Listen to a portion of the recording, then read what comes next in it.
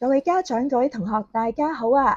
下個星期又有中文評估喎，我哋而家一齊溫習寫作評估，請大家攞出你哋嘅校本練習、作文簿同埋造句簿。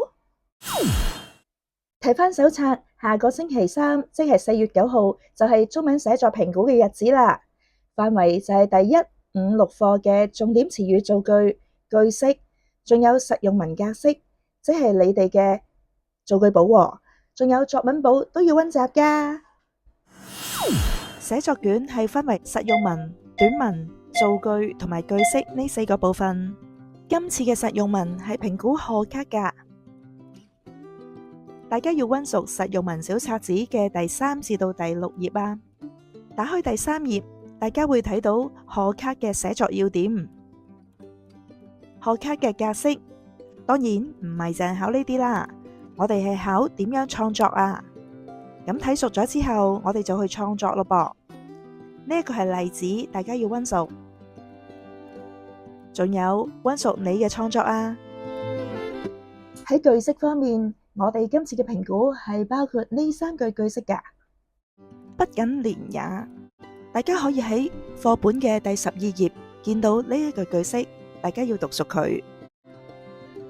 喺校本練習嘅第1課第3部分都有2句不僅連也嘅句式㗎噃，大家要溫習啊。除非才呢，就出現喺課本第55頁嘅呢一個句子啦。而校本練習第5課呢都有除非才嘅句式㗎噃，咁大家呢要溫熟佢。一旦就喺課本第61頁有一旦就嘅句式。而校本練習嘅第6課亦都有一旦就嘅句式喎。